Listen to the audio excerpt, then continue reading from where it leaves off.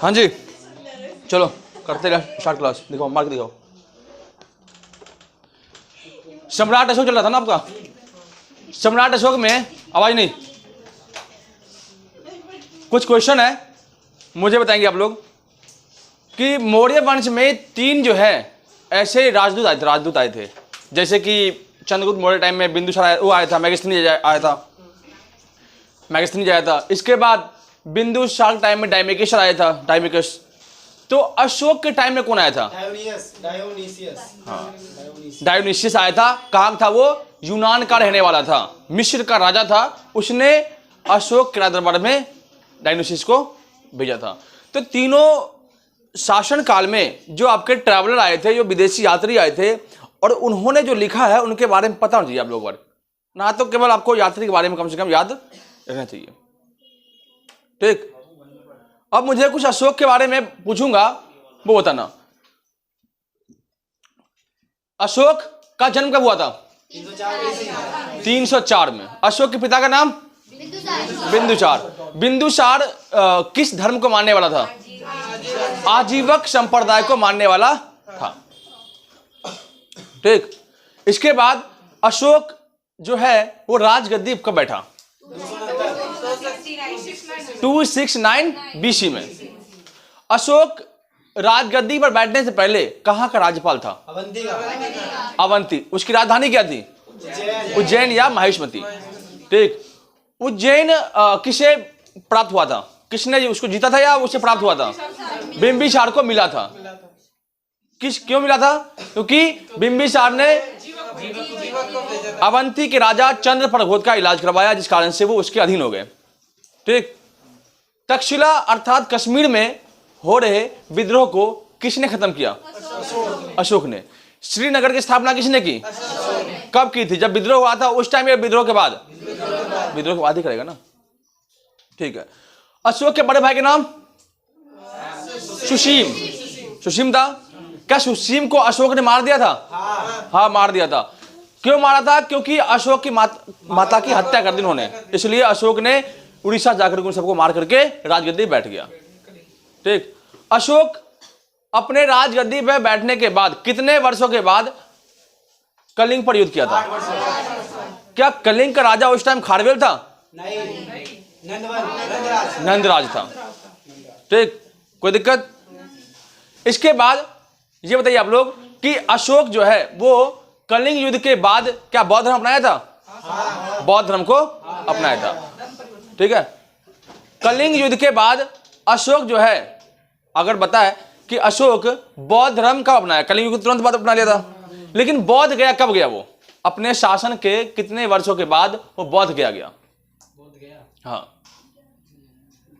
बौद्ध गया अपने शासन के 10 वर्ष के बाद, राजगद्दी पर बैठने के 10 वर्ष बाद। अर्थात कलिंग युद्ध कब हुआ था? 261 में कलिंग युद्ध हुआ। तो माइनस कर दो 2, 259 में कहा गया वो आपका? कहा गया? बौद्ध गया। ठीक है, इसके बाद लुम्बिनी कब गया? तो वो अपने शासन में बैठने के 20 वर्ष के बाद। तो इसमें से और 10 माइनस करो, कहां जाएगा? 249 में कहा गया वो? अशोक की मौत कब हुई? 232 बीसी में वो चला गया। अशोक के मरने के बाद राजगद्दी कौन संभाला? कुणाल। अशोक ने अपने बेटे और बेटी संघमित्रा और महेंद्र को कहां भेजा? श्रीलंका। क्यों? धर्म प्रचार। कोई दिक्कत? तो ये आप लोगों के लिए रिवीजन की क्लास है, क्योंकि अगर आप रिवीजन करोगे तो आप लोगों का क्वेश्चन जो है माइंड में रिवीजन होता रहेगा। अशोक ने कितने स्तूपों का निर्माण करवाया? हाँ, 84,000 स्तूपों का निर्माण करवाया था, जिनमें अभी सबसे बड़ा स्तूप जो आपका सांची का स्तूप था। क्या अशोक के अभिलेख को जेम्स प्रिंसेप ने पढ़ा ना? तो जेम्स प्रिंसेप ने अशोक के अभिलेख को कब पढ़ा? 1837 में। ठीक, जो जेम्स प्रिंसेप के अलावा जो है और किसी ने भी अशोक के अभिलेख को नहीं पढ़ा। ठीक, अशोक के अभिलेख कितने भाषा में लिखे हुए थे? 4 भाषाएं थी उनकी। सबसे अधिक भाषा ब्राह्मी। अशोक के आज के टॉपिक में अभिलेख पढ़ाएंगे। अभिलेख जिसे हम इंस्क्रिप्शन कहते हैं। पहले जमाने में क्या था, ना तो पेपर था ना कागज था, तो लोग पहले क्या करते थे, छाल को निकाल करके, पेड़ के छाल को निकाल करके या पत्ते पर उसको लिखते थे। ठीक, उस लिखने की कला को हम कहते हैं अभिलेख।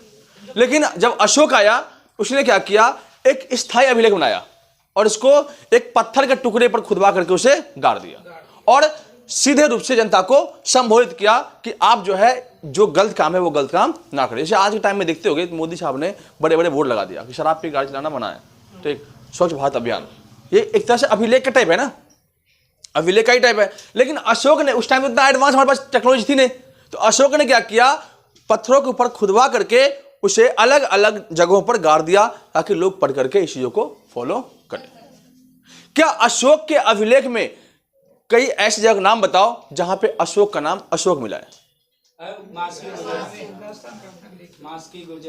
कुछ ही स्थान पर अशोक का नाम अशोक मिला है, बाद बाकी सभी जगह पे अशोक का नाम अलग अलग जगहों पे अलग मिला है। ठीक, जैसे अगर हम कर्नाटक की बात करें तो कर्नाटक में आपके 3 अभिलेख मिले हैं, मास्की, नेत्तूर और उदयगोलान। ठीक, मास्की, नेत्तूर और उदयगोलान, यहां पर क्या मिला है? अशोक का नाम, प्रियदर्शी अशोक। ठीक, प्रियदर्शी अशोक। यहां पे अगर यह मिलता कि सम्राट अशोक, तो पहचानने में कोई दिक्कत नहीं होती। एक ही जगह था आपका, कहां पे? भाबड़ू। भाबड़ू अभिलेख आपका राजस्थान में है, वहां मिला है मगध सम्राट अशोक। तो इन चारों अभिलेख को मैचिंग करके मिलाया करके बताया गया कि अशोक का अभिलेख है। ठीक, एक आपका भाबड़ू इंस्क्रिप्शन अभिलेख जो आपका राजस्थान में, गुर्जरा जो आपका है मध्य प्रदेश में, और 3 आपके कर्नाटक में अभिलेख मिले हैं। उनसे चलता है पता कि अशोक जो है अभिलेख खुदवा करके लोगों को संदेश देने का प्रयास करता था, और इन्हीं अभिलेख को पढ़ने के बाद सबने अशोक को पहचाना। नहीं तो कहीं कहीं पर अशोक का नाम कहीं अशोक था ही नहीं, कहीं प्रियदर्शी, कहीं देव नाम, कहीं सम्राट अशोक बस, कहीं सम्राट बस, मगध सम्राट, यही लिखा होता। तो इतिहासकारों में ये चीजें समझने में दिक्कतें आई थी। ठीक, तो अशोक के कुछ लघु शिलालेख हैं और कुछ बड़े शिलालेख हैं। ठीक, तो 7 लघु शिलालेख है और 14 जो है बड़े शिलालेख है, उनको हम पढ़ते हैं। ठीक है, पहले हम लघु शिलालेख देखते हैं कि लघु शिलालेख कहां कहां पर मिला हुआ है। ठीक, लघु शिलालेख के बारे में पता नहीं चाहिए, ये मैप देख लीजिए आप लोग, ये मैप देखें। इन मैप में आपको 7 शिलालेख देखने को मिला होगा। एक आपका है रूमनदेही अभिलेख। रूमनदेही अभिलेख नेपाल में है, और यह अभिलेख इसलिए बनाया गया और यहां पे इसलिए खुदवाया गया क्योंकि यहां पे अर्थव्यवस्था की बात कही गई थी, और अशोक ने सीधे कह दिया कि यहां के लोगों से टैक्स नहीं लिया जाएगा। तो रूमनदेही अभिलेख में किसके ऊपर चर्चा की गई है? तो कर के ऊपर, टैक्स के ऊपर, अर्थव्यवस्था के ऊपर। कहां पे है?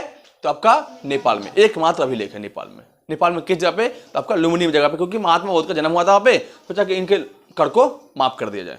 उन्होंने एक भले के लिए काम किया था। कोई दिक्कत? रूमनदेही अभिलेख कहां पे है? नेपाल में है। इसके बाद हम आते हैं आपका बिहार में। बिहार में 3 अभिलेख है और तीनों चंपारण में है। ठीक, तीनों अभिलेख कहां पे है? चंपारण में, बिहार के चंपारण में, क्योंकि वो जो बॉर्डर है आपका नेपाल से अटैच में है, इसलिए वहां पे 3 अभिलेख खुदवाया था। एक आपका था रामपुरवा अभिलेख, एक आपका लोरैया नंदनगढ़, और एक आपका लोरैया अरेराज। 3 आपके अभिलेख कहां मिले हैं आपके? तो बिहार के चंपारण में। एक आपका लोरैया नंदनगढ़, एक आपका लोरैया अरेराज, और एक आपका रामपुरवा, जिनमें जो आपका एक है नंदनगढ़ अभिलेख, लोरैया नंदनगढ़, इस पे मोर का चित्र है।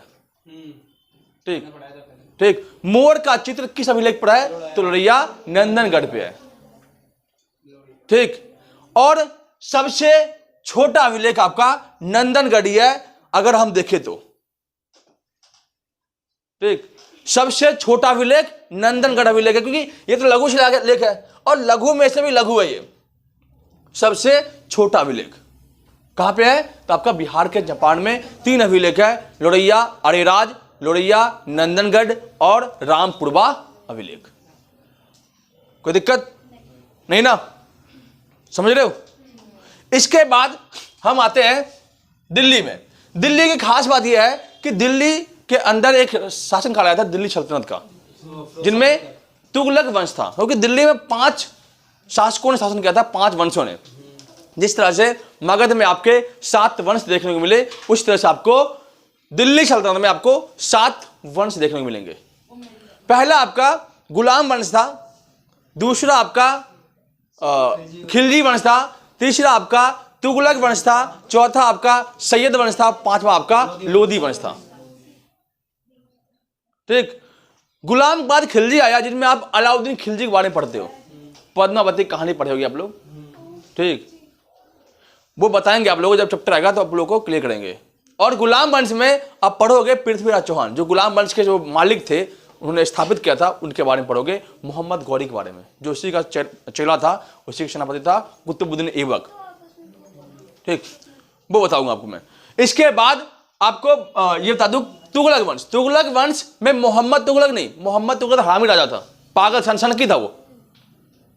फिरोज शाह तुगलक, जिसे दिल्ली सल्तनत का अकबर माना जाता है, और कहा जाता है कि अकबर जो है फिरोज शाह तुगलक के चीजों को पढ़ने के बाद उसने चीजों को बनाया, नीति बनाया, क्योंकि जो काम फिरोज शाह तुगलक ने करवाया वही काम अकबर ने करवाया। नीति निर्माण में फिरोज शाह तुगलक काफी बहादुर शासक था, अच्छा शासक था। उसने अपने शासनकाल में जो है तुगलकाबाद, जो आपका दिल्ली में है किला, जो अभी आप जाओगे देखने होगे, हाँ वो ही है। तो फिरोज शाह तुगलक ने दो अभिलेख को दिल्ली लाया, दिल्ली पढ़ने के लिए, पढ़ाने के लिए, और वहीं गाड़ दिया। अब देखो, अगर यही रहता अभिलेख तो दिक्कत आती। पहले आप यहाँ पढ़ो, फिर यहाँ पढ़ो, फिर दिल्ली का पढ़ो, कौन लाया? अगर यही रहता तो क्या सीधे पढ़ते अशोक ने बनवाया था? अब इतिहास करो कितना कंफ्यूजन होगा। पहले ये अभिलेख यहाँ था, यहां से यहां आया, और यहां से फिर यहां आया। 2 अभिलेख कहां लाया? दिल्ली। टोपरा अभिलेख हरियाणा में एक जगह है, शाहजहां पता नहीं, सहारनपुर है, सहारनपुर यूपी में है, लेकिन अब हरियाणा में है वो। ठीक, हरियाणा के टोपरा जगह से एक अभिलेख लाया गया दिल्ली। दिल्ली में कहा? तुगलकाबाद। ठीक, और मेरठ अभिलेख कहां लाया गया? तुगलकाबाद, दिल्ली में।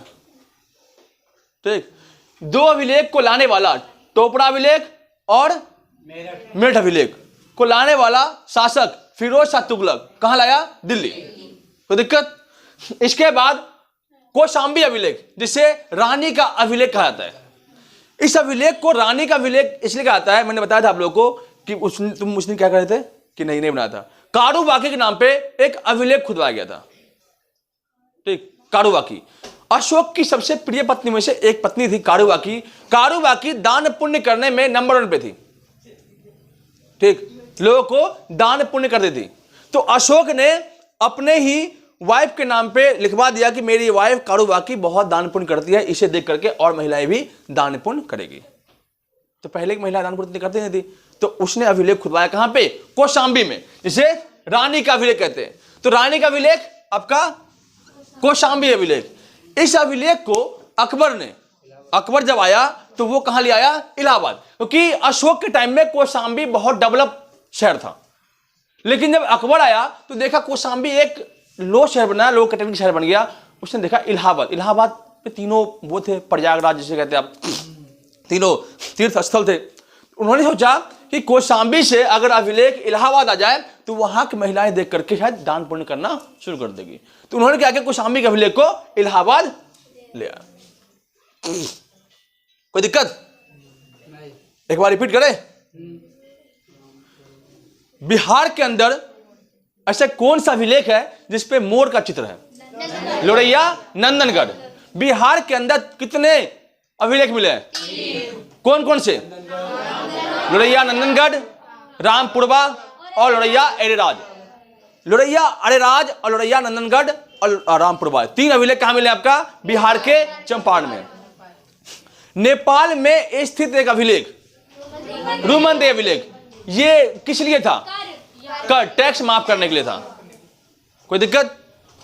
उत्तर प्रदेश के कौशाम्बी में जो अभिलेख है, उस अभिलेख को क्या कहते हैं? रानी का अभिलेख। ये रानी किसके नाम पे था? कारूबाकी के नाम पे। कारूबाकी कौन थी? अशोक की प्रिय पत्नी थी। कोई दिक्कत है ना? इसके बाद कौशाम्बी अभिलेख को इलाहाबाद कौन लाया? अकबर ने। अकबर लाया। इसके बाद मुझे बताओ कि टोपरा का अभिलेख और मेरठ का अभिलेख दिल्ली कौन लाया? फिरोज शाह तुगलक। लिखते भी चलो साथ साथ में, ठीक। अब ये काम मत करो कि मैगस्थनीज ने कहा था अपने पुस्तक में कि भारत के लोगों को पढ़ना पसंद है, लिखना पसंद नहीं है, तो आप लोग उसको फॉलो मत करो। किसने कहा था कि भारतीय लोगों को पढ़ना पसंद है, लिखना पसंद नहीं है?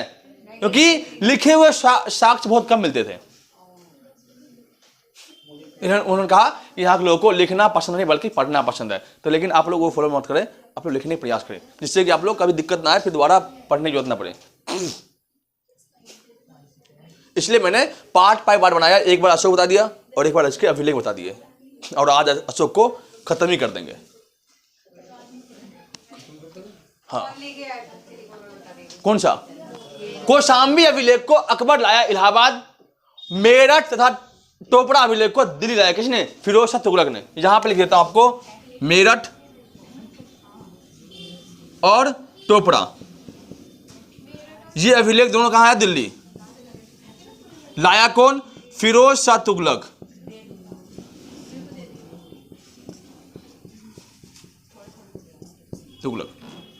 इसी का वो था, बाप था मोहम्मद तुगलक, ठीक। उसने कहा था कि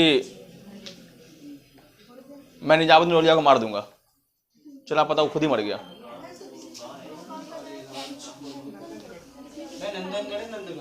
हाँ, नंदनगढ़,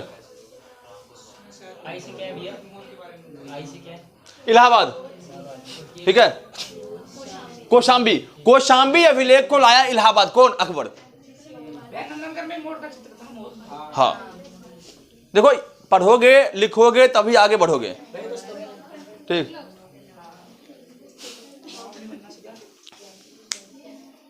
सात अभिलेख हो गए जिनमें लघु शिलालेख आपके साथ थे, हो गए, कोई दिक्कत इनमें। राजस्थान में एक अभिलेख भाबरू अभिलेख, इसमें अशोक का नाम सम्राट लिखा हुआ है। भाबरू अभिलेख कहां पे है? राजस्थान में। इसके बाद गुजरारा, मास्की, नेतुर, उदय गोलान, इन तीनों अभिलेख में क्या लिखा हुआ है? सम्राट नहीं लिखा हुआ है, प्रियदर्शी अशोक। लेकिन तीनों का लिंक सेट कर दिया किसने? तो आपका जेम्स प्रिंसेप ने।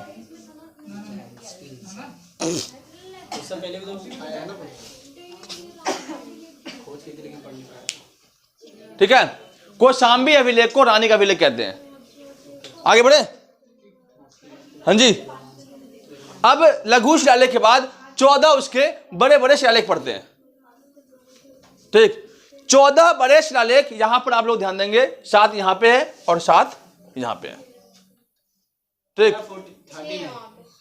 एक अभिलेख 14वां अभिलेख जो इतना महत्वपूर्ण नहीं था, उसने छोड़ दिया उसको, छोटा मोटा कुछ लिखा था, उसको इतना महत्वपूर्ण नहीं दिया गया।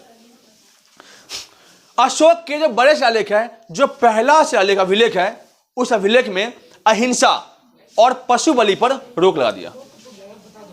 कहा कोई भी व्यक्ति अहिंसात्मक भावनाओं से नहीं काम करेगा, और कोई व्यक्ति पशुओं को बलि देते हैं त्योहारों पर, वो बलि देना बंद करवा दिया।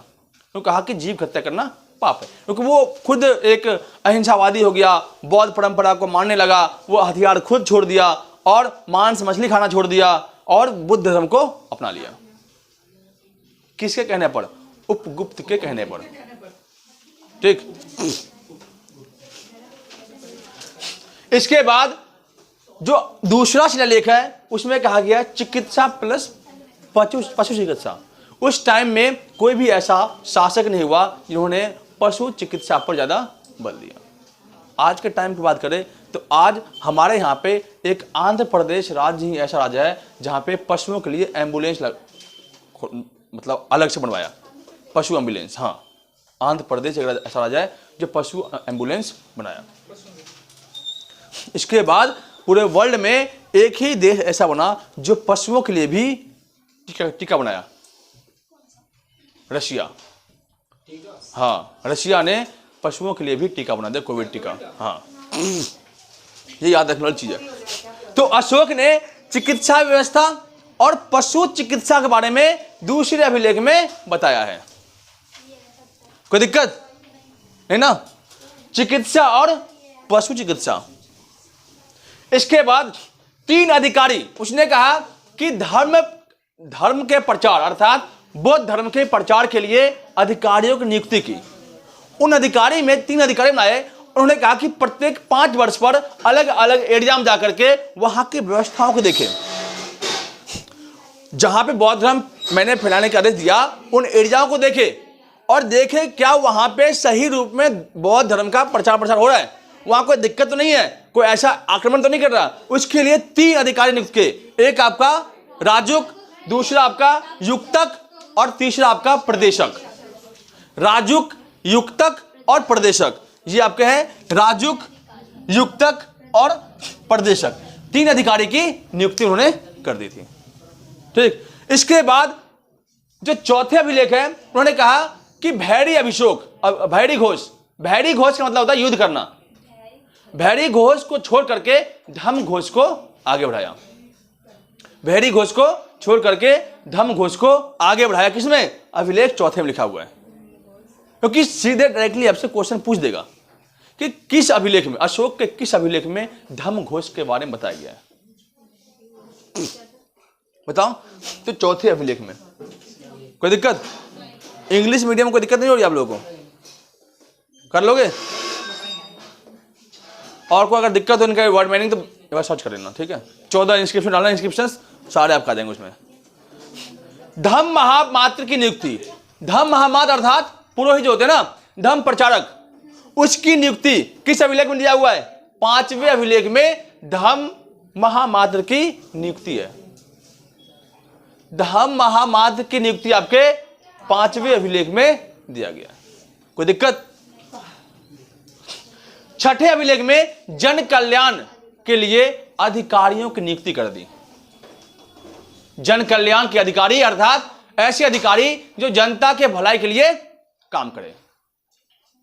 ठीक, तो जन कल्याण अधिकारी किसमें है? तो आपका 6ठे अभिलेख में दिया गया है। 7वें अभिलेख सबसे बड़ा अभिलेख, जैसे आपका नंदनगढ़ अभिलेख जो आपका सबसे छोटा अभिलेख है, उसी तरह से 7वां अभिलेख सबसे बड़ा अभिलेख है। और इसमें धार्मिक मेल मिलाप की बात कही। उन्होंने कहा कि कोई भी व्यक्ति किसी भी धर्म के साथ भेदभाव नहीं करेगा। अशोक ने भी किसी भी धर्म के साथ पक्षपात नहीं किया। उन्होंने कहा कि जो धर्म जैसा है वो उसी तरह अपना फैलाएगा। अशोक ने केवल बौद्ध धर्म को फैलाने का प्रयास किया, लेकिन उसको भी जबरदस्ती फैलाने की कोशिश नहीं की।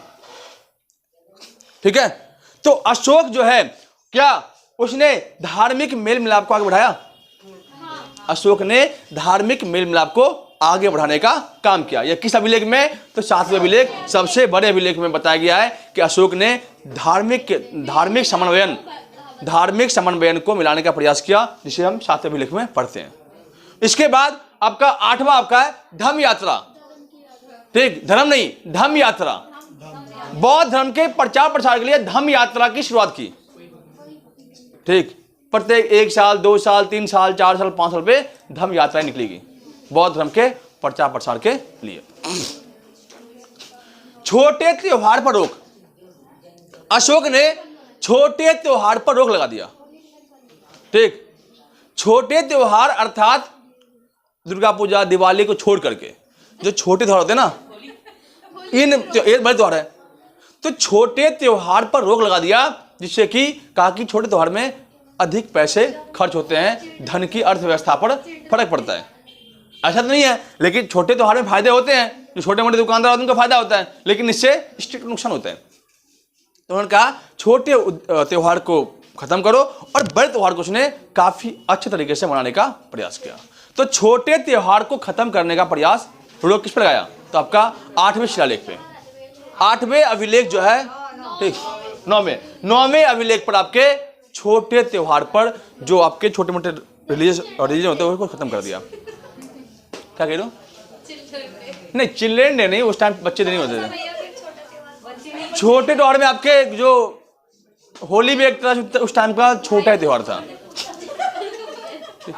हाँ, ऐसे त्योहार, भाई दूज हो गया, गोवर्धन पूजा हो गया, ऐसे। अब उस टाइम का छोटा त्योहार कौन सा होगा उस टाइम देख जाएंगे ना, अब नहीं। इसके बाद धम्म का महत्व। 10वें अभिलेख बताया कि धम्म का जो है कितना महत्व है, अर्थात अगर हम धर्म का प्रचार प्रसार करेंगे और लोगों ने धर्म के सिस्टमों पर चला तो शायद पूरी दुनिया में शांति का माहौल बन जाएगा। कोई पशु हत्या नहीं करेगा, कोई मार काट नहीं करेगा, तो इससे क्या होगा, शांति बनी रहेगी। तो धर्म का महत्व बताया उन्होंने किसमें, 10वें अभिलेख में। ब्राह्मणों को न सताना। उन्होंने कहा कि अगर आप बौद्ध धर्म को फैलाते हो तो ब्राह्मण को कोई नहीं सताएगा। अगर किसी से चल गया पता कि इस व्यक्ति ने इस ब्राह्मण को सताया तो उसे कड़ी से कड़ी सजा दी जाएगी। इसके बाद स्त्री महामात्र। उसने कहा कि जिस तरह से पुरुष महामात्र है उस तरह से स्त्रियों को भी महामात्रों में नियुक्ति दे दी ताकि वो भी धर्म का प्रचार आसानी से कर सके। अरे प्रचारक जो होते हैं, हाँ, जो प्रचार प्रसार करता है, जैसे कि पैगंबर मोहम्मद प्रचारक आए थे, मोहम्मद बिन कासिम आया था, ये तो प्रचारक थे, ठीक। तो जो प्रचारक होते हैं धर्म का प्रचार करता है, तो आपके स्त्रियों को भी इसमें नियुक्ति कर दी। और 13वें शिलालेख, इससे कई बार क्वेश्चन आया है कि 13वें शिलालेख किसके बारे में है, तो कलिंग युद्ध के बारे में, ठीक। कलिंग युद्ध के बारे में आपके 13वें शिलालेख के बारे में बताया गया है, ठीक, कि भारत में जो है कलिंग युद्ध। इसके बाद अशोक ने जो कलिंग के अंदर जो अभिलेख खुदवाया था, उस अभिलेख में एक बात ध्यान रखना आप, उसमें ये नहीं लिखा है कि मैंने ही इस राज में आकर मार काट किया था। वो तो कलिंग का राजा खारवेल ने हाथी गुम्फा अभिलेख था, उसमें लिखवा दिया कि मगध सम्राट का एक शासक सम्राट अशोक ने पूरे कलिंग को बर्बाद कर दिया। लेकिन अशोक ने नहीं लिखाया कि मैं ही इस राज्य को तबाह किया था। देखो कितना दिमाग लगाया उसने। लेकिन उसने भाई राजा का क्या अधिकार होता है, वो युद्ध करेगा। अब मारेगा काटे कितना, वो उसमें उसका कोई फॉल्ट नहीं है। हिटलर ने लोग मार दिया, कितने लोग मार दिया, था तो राजा एक, समझ गए। तो अशोक ने जितने लोगों को मारा उतने अच्छे काम भी किए उसने। बौद्ध धर्म को अपनाने के बाद उसने, मानोगे नहीं, अपने पूरे खजाने को गला गला करके, यहाँ तक कि सोने गला गला करके पूरे दरबार में वो उसको जितने भी थे ना उसके ब्राह्मण थे, उड़ीसा के जितने लोग आए थे कलिंग के रोग, उन सभी लोगों को दान दे दिया। 1,00,000 लाख लोगों को बंदी बना करके मगध लाया था। 1.5 लाख लोगों को गिरफ्तार करके मगध ले आकर, चलो तुम लोग, भेड़ बकरे तरह ले आए उन सबको। और फिर जब वापस भेजा वो, तो सबको करोड़पति बनाकर भेजा, कहा जाओ तुम लोग मौज करो। और यही परिणाम ऐसा हुआ कि कुणाल ने पूरा मगध को विनाश कर दिया। और यही मेन कारण था जिस कारण से अशोक जो है, अशोक ने कई गलतियां करी थी। एक तो गलती उसने बड़ी कर दी क्योंकि अशोक के टाइम के बाद बाहरी अटैक होना भारत पर शुरू हो गया था। इसके बाद क्योंकि मंत्रियों में ही मतभेद हुआ, जो आपके इसके बाद अशोक के बाद जो छोटे मोटे राजा है वो खत्म ही हो गया। फिर ब्राह्मण जो आए थे, शुंग, कन्नव, शातवाहन, ये कौन थे, ये ब्राह्मण साम्राज्य के थे। ये मंत्री थे और मंत्री जो है अपने राजा को मार करके गद्दी बिठा लिया, अपना वंश बना लिया। और उसी ब्राह्मणों के टाइम में अटैक हुए थे, शक, पल्लव, कुषाण, जिसे कनिष्क आया था आपका। क्योंकि अशोक ने यह कह दिया कि कोई भी युद्ध नहीं करेगा। अब सबने तो बौद्ध धर्म अपना लिया, अब युद्ध तो कोई करेगा नहीं, जिस कारण से सब विदेशियों ने समझ गया कि यहाँ पर अब तो हथियार को चलाएगा नहीं, आ जाओ। अशोक मर गया, सबको लगा भाई अशोक मर गया, चलो काम खत्म। जैसे उस समय था हिटलर मर गया, बस जर्मनी के अंदर घुसना शुरू कर दो। जब तक हिटलर था किसी को औकात नहीं थी जर्मनी घुस जाए। यहां तक कि अमेरिका, ब्रिटेन, ये सब डरता था हिटलर से। हिटलर भाई निर्दयी, इतना निर्दयी था कि वो घर में बंद किया सबको और गेट लगाया और जहरीली गैस छोड़ दिया, मरो तड़पते हुए। चलती ट्रेन में आग लगा दी, फूंक दिया ट्रेन को आगे से ही, खत्म, ट्रेन में आग लगी भयंकर, समझे। तो अशोक ने अच्छे काम भी किए और उसने कुछ गलतियां की जिस कारण से उसके साम्राज्य का अंत हो गया। और इसके बाद उसके ऊपर नया वंश आया जो आपका शुंग और कन्नव और सातवाहन। ये शुंग, कन्नव और सातवाहन को मैं एक ही क्लास में खत्म कर दूंगा। इसके बाद आपका जो विदेशी अटैक हुए आएंगे, फिर गुप्ता साम्राज्य, फिर गुप्त के बाद हर्षवर्धन काल, और फिर आपका प्राचीन भारत का अंत हो जाएगा। फिर आपका आएगा मिडिवल हिस्ट्री में, मोहम्मद कासिम के आने के बाद 712 से। ठीक, तो अभी आपका हिस्ट्री सिर्फ कैंस में चल रहा है, तो काफ़ी हिस्ट्री क्लास हो गई है। जिन बच्चों ने ढंग से नहीं पढ़ा है उससे रिक्वेस्ट है कि आप लोग पढ़ें, और मैं जब टेस्ट लूँगा सुंग कन्नब और इसके बाद, तो उनके सारे के सारे अच्छे नंबर आने चाहिए। ठीक, 100 मार्क्स का आपका टेस्ट होगा हिस्ट्री का। ठीक, और वो टेस्ट आपको है संडे को मैं रखूँगा, तो आप लोग पढ़ के आए। ठीक है, नहीं तो फिर गुस्सा में होऊंगा, फिर पिटाई करूंगा आप लोगों की, देखना पिटोगे।